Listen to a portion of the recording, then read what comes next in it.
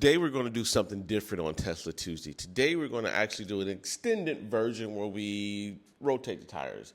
And you start off by just prying these little caps out, and that's it. And Tesla wheel nut sizes are like 21 millimeter sockets. So here we go. And you can see that it's so much EMF frequencies right now. I'm getting electrocuted the whole time. I'm working on this vehicle. No, just joking.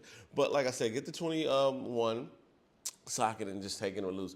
I remember back in the days when they said usually when you rotate the tires, you go from the left rear to the right rear, or the left rear to the right front, and the right, vice versa, like you X rotate them. No, you do not X rotate them. You don't X rotate them because normally on every vehicle, when you balance a tire, it's going to have one tire that has to have more weights added to balance it. So that one tire is going to be like, it's a bad tire. I'm not saying that it's bad, it's just that you don't want it on the driver front. And normally you place that tire on the passenger rear. And that means, so if it has a little vibration, that the driver was going to feel it less because it's further away from the driver. So note to self, when you're balancing vehicles and you see that one takes more weight to balance it, put that tire on the rear passenger side so the driver won't feel it. But like you said, so when you're rotating it, now that tire's in the passenger front. So in reality, you can't win. So try to balance these tires as best as you can. And if you have to do a road force balance to try to get all of that like road force out and get it low as you can, so you'll have a smooth ride. And here we go again. We're still taking the lug nuts off. So yeah, tire rotation videos take a little longer than normal. So let me tell you a story. All right, group of tomatoes, family of tomatoes walking down the street, right? And this dad looks back and he sees that the son is just like lagging. He's like, what are you doing? So the dad turns around and he squashes the son and he told him to catch up.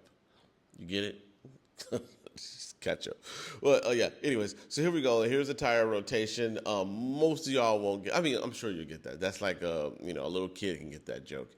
And it's very important to rotate the tires. I did a video previously on this Tesla because I drove it 15,000 miles and I didn't rotate the tires, and the tire wear was very minimum. So huge myths. I've seen all types of people say Teslas eat up tires. They're bad for the environment. No, they're not.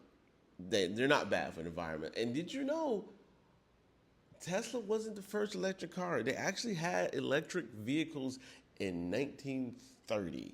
So what happened to them? That's another story, and I'm not going to go into that. But it's just an alternative to gasoline, and it's nothing wrong with electric cars. I would say maybe you shouldn't sit in them while you're charging them, but it's no evidence on that. I'm just not comfortable doing that yet. So once you finish rotating the tires, like normally you would balance them, but I knew these tires were balanced because I put them on. And there you go. Every tire actually has a date on it too. It's a DOT, and that DOT is going to let you know how old the tire is. And generally, if your tire is past 7 years, you should replace your tire. And here I'm putting all the air pressure to around 40 PSI. Most cars, it only goes to 32, but I recommend always putting them to 35.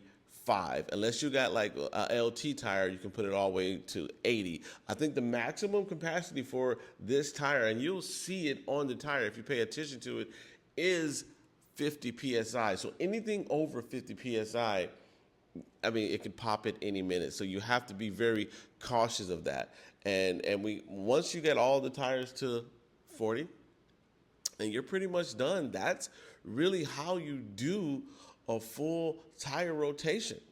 Make sure you like and subscribe to Twan the Used Car Don.